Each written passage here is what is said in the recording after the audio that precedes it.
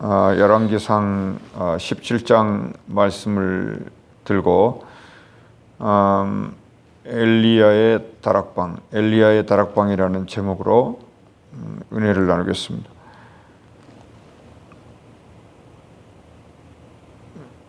그 9절 말씀에 보면은 너는 일어나 시돈에 속한 사르밧으로 가서 거기 머물라.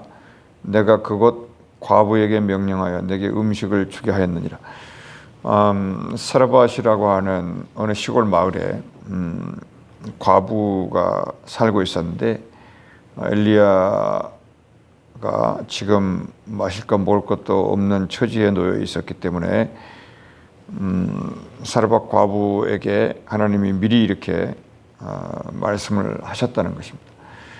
그러니까 사르밧 과부가 뭐 주춤거리고 오락가락하고 뭐 그런 것들이 있다 할지라도 중요한 건 뭐냐면 이 과부에게 하나님이 명령했다는 사실이에요.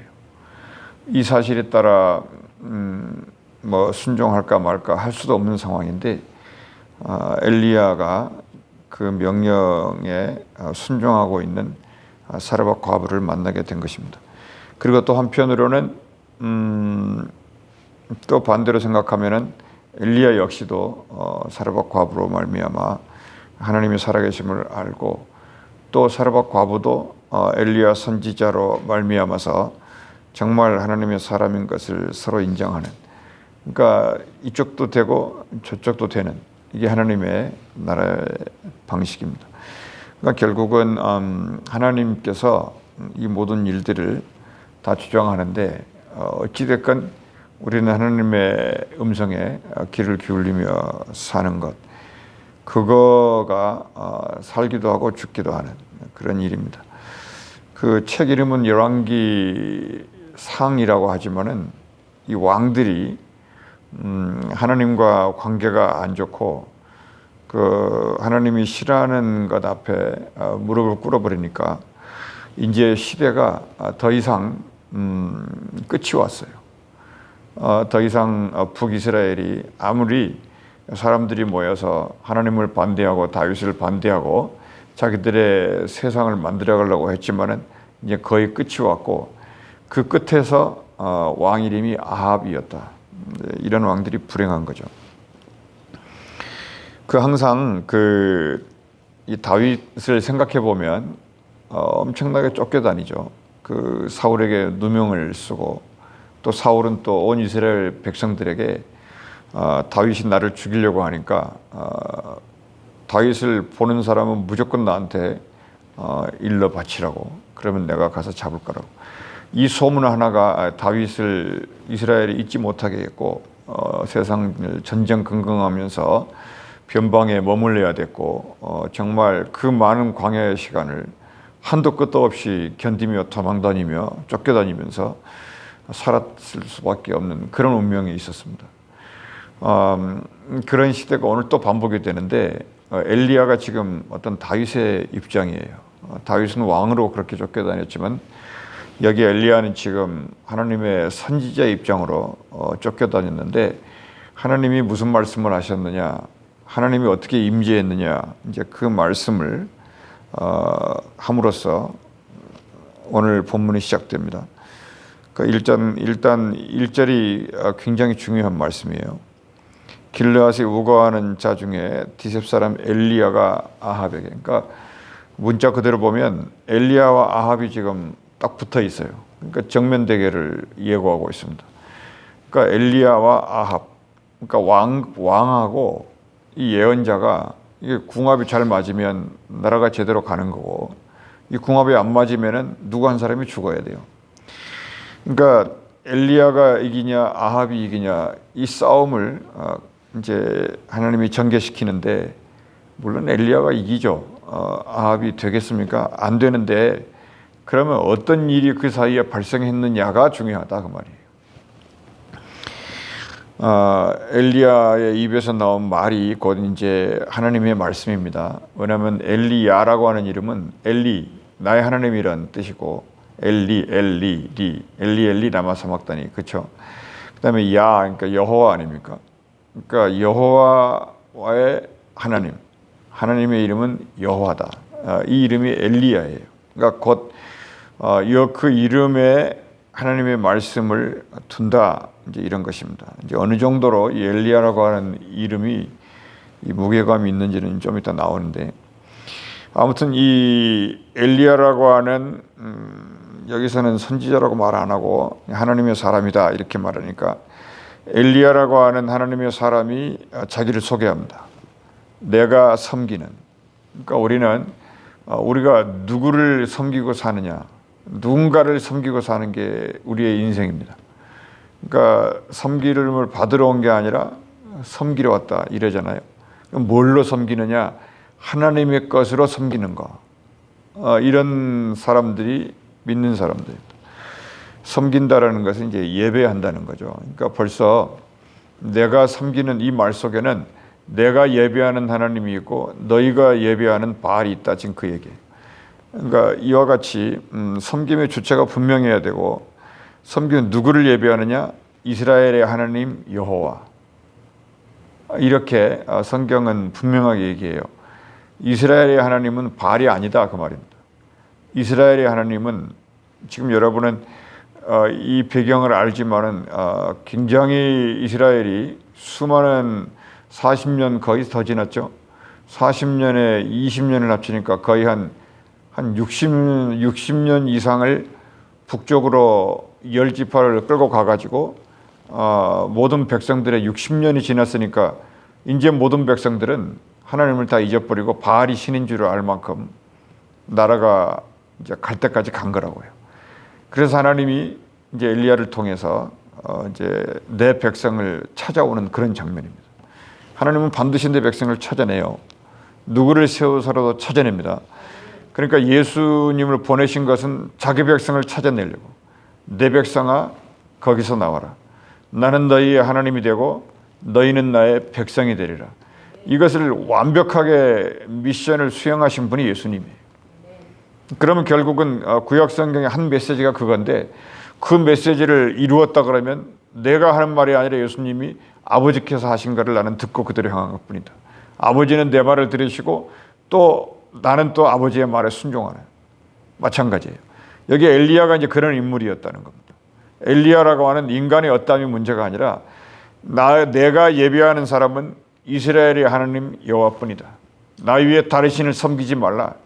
이거 확실하게 자기 자신의 정체성을 가지고 지금 바알 앞에 나타난 것입니다. 그러니까 지금 아합에게 말하잖아요. 모세가 거기 바로 앞에서 말하듯이 이렇게 얘기하는 거예요. 지금 1절 말씀에 여호와께, 그리고 또 이 여호와 하나님은 또 설명합니다. 살아계셨다. 살아계신 하나님이다. 너희 바알은 뭐다 반대로? 그건 우상이고 죽은 거다. 그러니까 이거를 아합이 어떻게 될까요? 여로보암의 길을 따라왔기 때문에 이 아합 생각에는 도대체 뭐지 이게? 도대체 이 아합이라고 하는 사람이 살아계신 여호와의 이름을 60년 동안에 들어봤는지조차도 의심이 날 정도예요. 그러니까 여로보암 정도는 그래도 여호와 하나님이 기본적으로 알 거 아닙니까? 솔로몬 아래에 있었으니까. 그런 이 정도, 그러니까 왕마저도 그렇게 됐고, 또 옆에 또 아내가 이세벨이 아니에요. 이세벨이고 또 벨리앗을 섬겼던. 그러니까 둘이 딱 짝이 맞고, 아무리 문금을 쳐도 여기 지금 아합은 어떻게 할 수 없는 상황에 놓여 있기 때문에 완전히 아합은 바알이고 이쪽에 엘리야는 하나님, 이렇게 되어 있습니다. 그러니까 이때가 되니까 드디어 하나님이 이제 일을 하시기 시작한다. 그리고 이제 맹세합니다. 내 말이 없으면, 이 말이 나가요. 내 말이 없으면 수년 동안 비도 이슬도 있지 아니하리라. 뭐 비가 내리고 않는 건 당연한 거고 이슬 한 방울도 없을 거다. 수년 동안. 그러니까는 이건 거의 상식이에요. 그 많던 호수에 물들이 아무도 없어. 그 노아의 홍수처럼 엄청났던 물들이 하나도 없어진 거예요. 그러니까 이제는 죽을 날만 기다리는 겁니다. 뭐가 있을 때까지, 하나님의 말씀이 엘리야의 입에서 나갈 때까지. 이게 하나님의 음성이에요. 그러니까 이 말을 살아계신 하나님이 이제 그대로 지켜내시는데 이 말을 아합에게 던지고 나니까 아합의 생각 속에는 어떻겠습니까? 엘리야를 죽여야 되겠네. 이 생각밖에 없는 거죠. 그때부터 이제 엘리야는 쫓겨다니기 시작하는 것이고 갈 데가 없어요. 이 바알이 모든 군대를 풀어가지고 뭐 하겠어요? 엘리야를 찾아내라. 엘리야가 우리가 믿는 바알을 못 오겠다. 뭐 이런 식으로 이제 방을 붙일 거 아닙니까?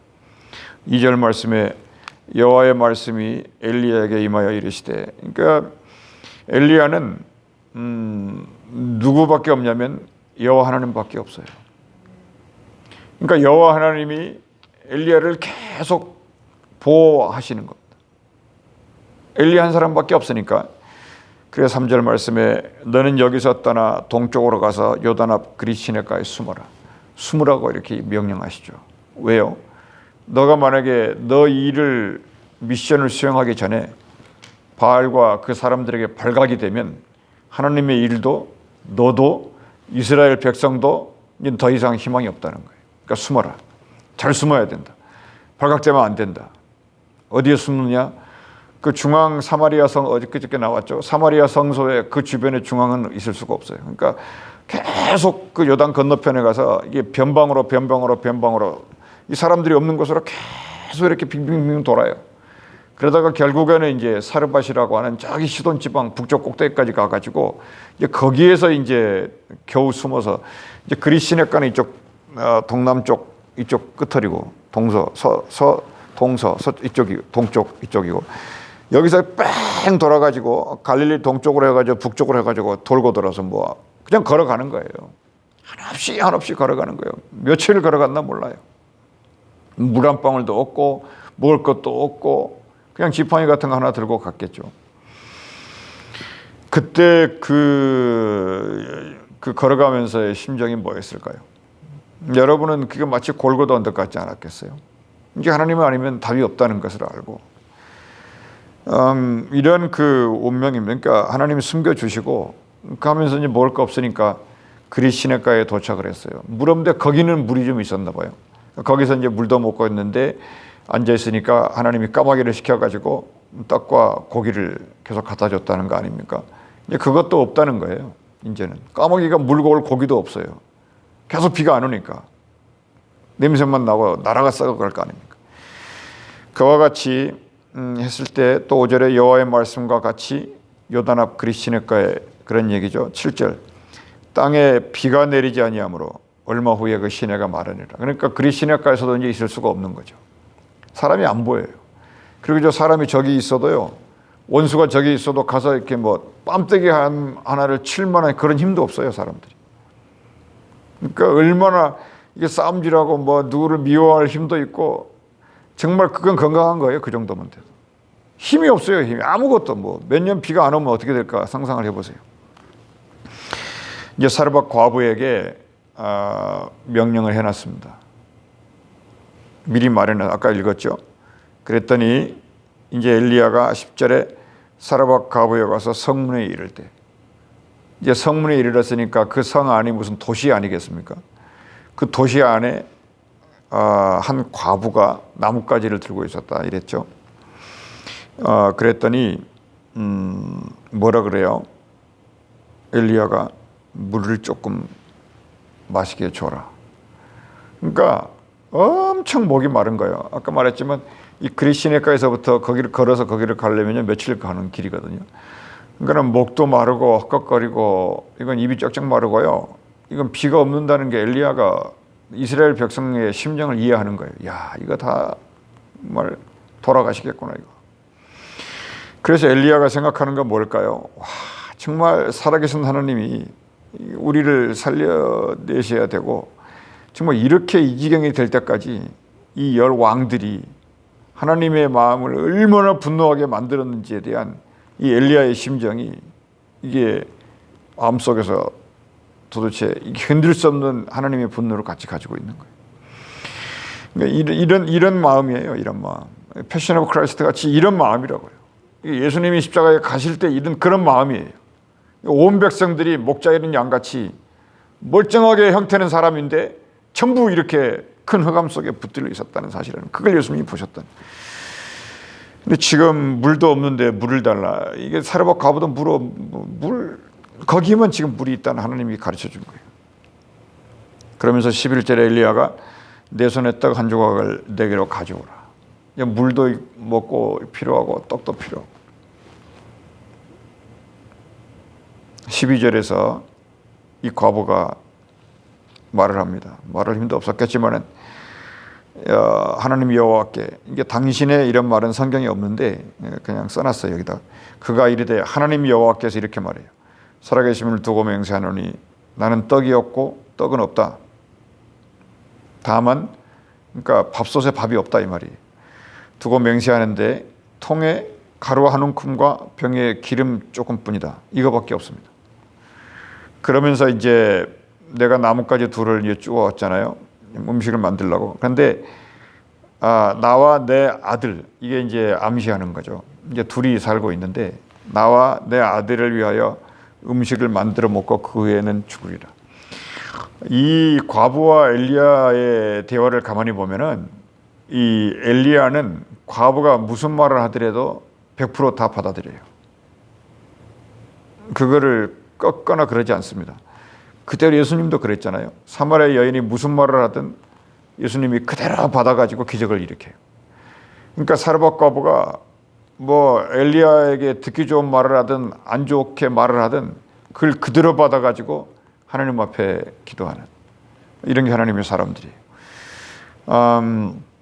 왜냐하면 사람들은 대화를 할 때 누가 받아들이지 않으면 이제 그때부터 싸움이 시작되고 아무리 쿨하게 수용하는 것 같아도 그렇지 않는다는 거예요. 있는 그대로 받아들여요. 그 사람의 상황이 그러기 때문에 그 사람이 뭐 이를 갈고 말을 하든 분노를 가지고 말을 하든 그걸 그대로 가감없이 받아들여요. 그러고 나서 그것을 기도를 할 때 기적이 일어날 가능성이 있는 거예요. 마리아가 그랬던 사람이에요. 그냥 그대로 그냥 예수님이 하는 거 그냥 성경에 읽어보면 마리아는 이분이 있었지만 어땠어요? 한마디 말이 없었다. 끝까지 한마디가 없었어요. 그냥 예수님 자체가 하나님으로 그대로 인정이 돼버리니까 내 말을 섞일 게 아무것도 없다는 거예요. 근데 여기 지금 엘리야도 그렇고 했습니다. 그러니까 있는 그대로 그냥 받아들여서 하나님 앞에 결제를 맡기는 이게 기도입니다. 그리고 이제 엘리야가 그에게 지금 말씀한 내용인데 두려워하지 말고 가서 네 말대로 해라. 이제 과부가 한 너 말대로 그대로 해라. 먼저 그것으로 그러나 나를 위하여 작은 떡 한 개를 만들어 내게로 가져오고 너 말대로 하는데 그 같이 먹자 같이. 그 후에 너와 내 아들을 위하여 만들어라. 근데 이 말이 사르밧 과부에게 그대로 왜 순종이 됐을까요? 이미 여호와 하나님이 9절에서 명령을 해놨잖아요. 사르밧 과부에게 명령한다 그랬어요. 여기서 이제 긴가민가 했는데 거기 14절 말씀에 이스라엘의 하나님 여호와의 말씀이 하나 여호와가 비를 지면에 내리는 날까지 이 얘기예요. 그 통에 가루가 떨어지지 아니하고 병에 기름이 없어지지 아니하리라 하셨느니라. 어때요? 이 말씀은 아까 아합에게 한 거는 수년 동안의 비도 이슬도 내리지 아니라죠. 근데 이 여인에게는 이제 축복이 선언이 되는 것이죠. 그런 것 같아요. 평상시에는 하나님을 만날 수 있는 기회가 비교적 작아요. 그런데 정말 죽음이 기다리고 정말 어떤 낭떠러지에 있고 끝이라고 생각하는 이런 순간에 있잖아요. 그때 하나님을 만날 수 있는 굉장히 놀라운 기회입니다. 어제도 우리가 얘기를 했지만은 정말로 죽음이 코앞에 닥치니까 빛을 우리가 만날 수 있는 시간이 굉장히 짧은데 그 시간 동안에 하나님을 만날 수 있는 틈을 우리에게 허락하셨다는 거예요. 그러니까 평상시에 뭐 감각이 없어도 괜찮은데 우리가 생각하는 것은 이거 정말 위기네. 이거 진짜 하나님이 돕지 않으면 안 되는 상황이네. 이럴 때는 하나님의 빛이 지금 문을 열기 위해서 대기하고 있다고 생각하면서 믿음으로 기도하고 나가는 것입니다. 그래서 이제 15절에는 열흔을 먹었고 16절에는 그대로 됐습니다. 비가 내리기 전까지, 그러니까 굉장히 뭐라 그럴까요? 하나님의 복이 됐는데, 또 하나의 성경은 사건을 기록을 해요. 근데 잘 먹고 지냈습니다. 잘 먹고 지냈고, 엘리야도 이제 다락방에서 머물렀는데, 거기에서 엘리야도 다락방에서 머물렀는데, 이제 거기에서 오랜 날이 지났어요. 그 하나님이 기름통 밀가루 이런 거 떨어지지 않겠으니까. 근데 문제가 또 생겼는데 이제 더 심각해졌습니다. 2일 후에 17절에 그 집주인 되는 여인의 아들이 병들어 증세가 심히 이중하더라. 자, 이런 게 모정입니다. 나중에 이제 사마리아 성에는 이제 포위가 돼버리니까요. 어느 지경까지 이르냐면 먹을 게 없을 거 아닙니까? 그러니까 사람이 사람을 잡아먹었어요. 그러니까 이런 기록들을 볼 때 이럴 때 어떻게 해야 되느냐 이 말입니다. 하나님이 어디 있냐 죽었냐 이렇게 말하기 전에 정말 하나님은 살아계시다고 하는 것을 만날 수 있는 이 마지막 기회가 될 수도 있다는 거예요. 마지막 기회. 그러니까 그 강도가 십자가에 매달려 있었잖아요, 같이. 그 마지막 기회가 있다는 거예요, 마지막 기회. 근데 이 여인이 이제 보통 같으면 뭐 아들 죽으나 마나 뭐, 근데 그렇지 않다는 거예요. 이게 그 아들에 대한 모정이, 근데 나는 죽어도 아들은 죽으면 안 된다, 이게 있었다는 거예요. 그러니까 이런 데서부터 이제 기적이 출발하는 거고. 그리고 이제 그렇지만 이 여인은 이 생각을 합니다. 이제 이 아들이 죽게 되니까요, 자기 자신이 견디고 참고 막 부모니까 견디고 뭐 어른이니까 견디고 뭐 인생이니까 견디고 세상이 이러니까 어쩔 수 없고 이런 모든 것을 쌓고 있지 않았겠습니까? 이게 이제 폭발을 해요. 인생이 그런 거예요. 그러니까 모든 인생이 그런 그걸 가지고 있다고요. 근데 뭐라 그러냐면 18절에 여인이 18절 보시면 엘리야에게 이르되 하나님의 사람이여 당신이 나와 더불어 무슨 상관이 있기로. 시간 관계상 이건 넘어가고, 내 죄를 생각나게 하고 또 내 아들을 죽게 하려고 내게 오셨나이까. 그러니까는요, 이게 두 가지예요. 사람들은 어떤 위기에 닥치면 두 가지를 가지고 자기 자신의 한을 풉니다. 한을 푼다기보다도 이거는 죄 때문이구나. 누군가가 죄를 지었으니까 아들이 지금 죽는구나. 이렇게 돼 있어요. 이게 세상의 구조예요. 예수님도 그랬죠. 이건 죽을 병이 아니다, 나사로가. 하나님의 영광을 위해서. 이게 하나님의 사람들의 말입니다. 똑같은 건데. 그리고 나서 이 여인이 뭐라 그러냐면 내가 내 죄 때문에 아들이 죽었다는 것을 생각나게 하려고 내게 오셨냐?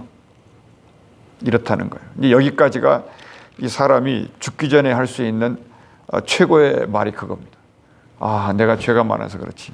나 때문에 그렇지. 여기에서 하나님의 영광이 나타날 기회라고 믿음을 가지고 하나님 앞에 이 땅에 사는 사람이 흔치 않다. 근데 그 사람들은 어떤 사람들이 그렇게 사느냐면 그런 마지막 거기에서 하나님을 만나면 그 믿음이 바뀝니다. 하나님이 하셨다. 근데 엘리야는 지금 벌써 바뀌어 있어요. 어떻게 바뀌었냐면 거기 보세요. 엘리야가 아들을 달라여 19절에 올라갑니다. 다락에 20절 여호와께 부르짖어 이르되 여호와 이름을 불렀습니다. 하나님 여호와여 내가 우고하는 집에 과부에게 재앙을 내리사. 잘 읽어보세요. 하나님 여호와여 뭐라 그러냐면 이 재앙을 주께서 내렸다는 거예요. 그러니까 엘리야의 입장은 분명한 거예요. 살든지 죽든지 누가 한다는 겁니까? 하나님이 하신다는 거예요. 그러니까 이 과부는 뭐냐면 그냥 왜 내 죄를 생각나게 하고 아들을 죽이느냐 이렇게 이제 자기 입장에 신세 한탄에 대한 절정에 이르는데 엘리야는 분명해요. 나에게 말씀 주시고 버는 것도 하나님이고 아합 앞에서 쓰게 하는 것도 하나님이었다. 그리고 그리시네가에서 물 먹게 하시는 분도 떡고기 주신 분도 그리고 또 빵 먹게 하신 전부 하나님이었다. 근데 이 죽인 것도 주께서 하셨다라고 분명히 얘기해요. 아까 중간에 했던 말을 기억하시면, 그래서 내가 우거하는 집에 과부에게 하나님이 재앙을 내리셨고 그 아들이 죽게 하셨다. 이렇게 이 고백이 하나님을 원망하는 게 아니고 이 고백이 예수님 말씀하고 맥을 같이 해요. 영광을 위해서. 그 아이 위에 이제 21절에는 뭐냐면 이게 엘리야의 치료법이에요. 그러니까는 우리가 뭐 그렇습니다. 살다가 죽는 게 운명이고 그렇게만 지금은 모르는데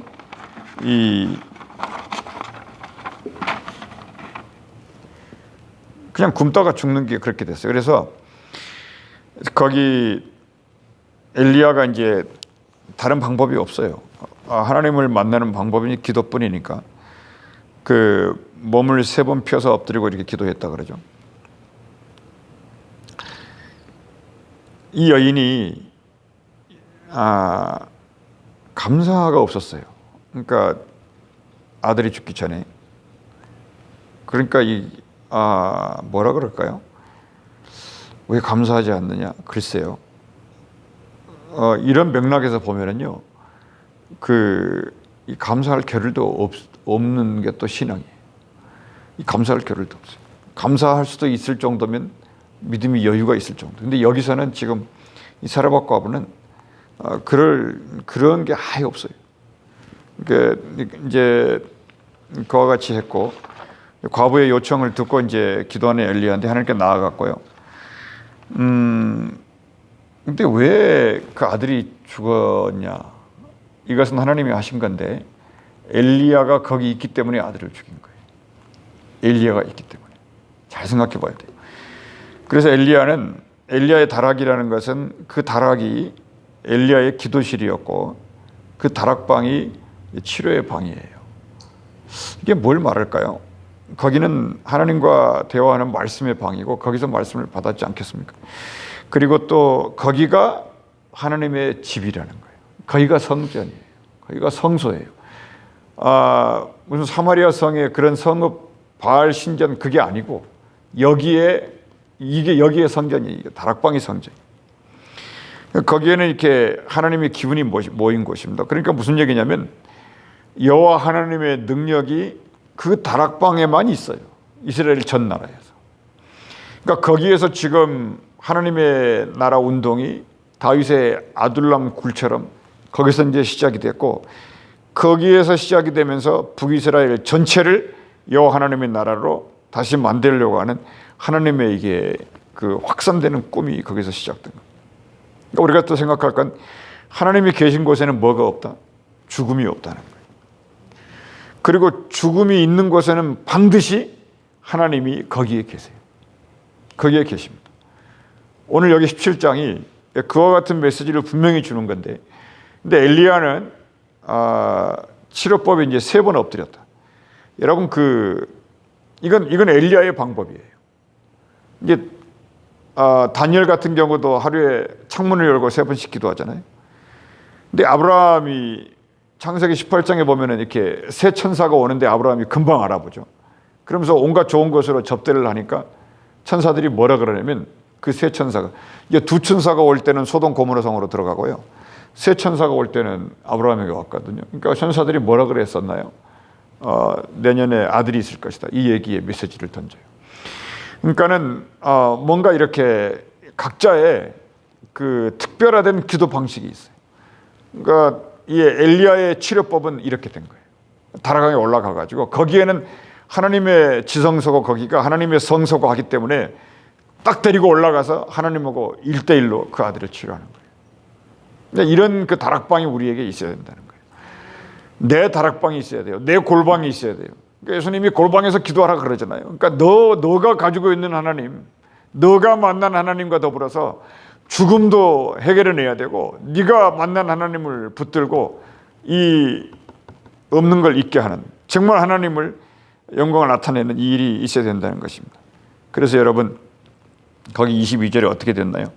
여호와께서 엘리야의 소리를 들으시고 기도를 들으신 거죠. 이 아이가 살아난 것입니다.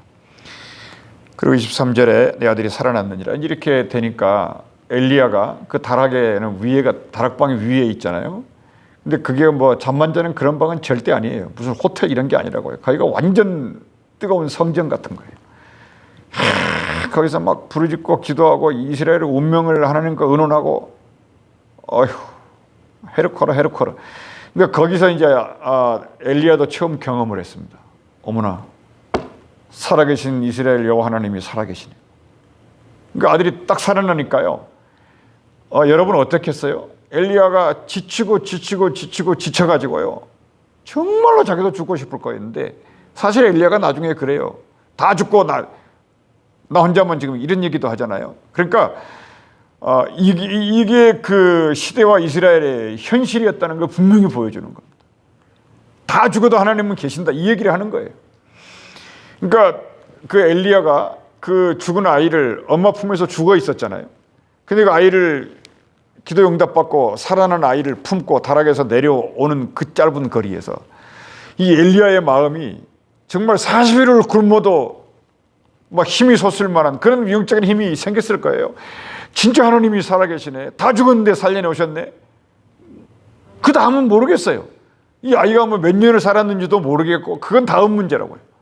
그러니까 그 중요한 메시지 하나님이 살아계신다. 아합이 너를 계속 군대를 풀어 잡으려고 죽으려고 하지만 너 하나님이 너를 붙들고 있다는 것을 엘리야가 확신을 하고 춤을 추고 노래하면서 그 아들을 안고 살아있는 아들을 안고 그 과부에게 지금 건네주려고 내려왔던 거 아닙니까?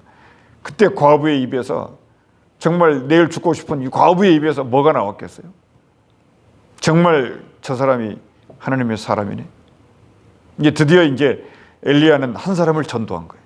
그 과부 한 사람 전도한 거라고.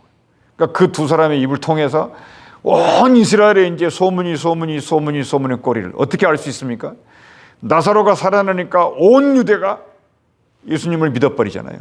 이제 그런 일들이 이제 벌어지기 시작할 거다. 그러면서 이제 아합이 코너에 몰리면서 결국은 나중에 나오겠지만 그렇게 이스라엘은 바뀌어 나갈 것이다.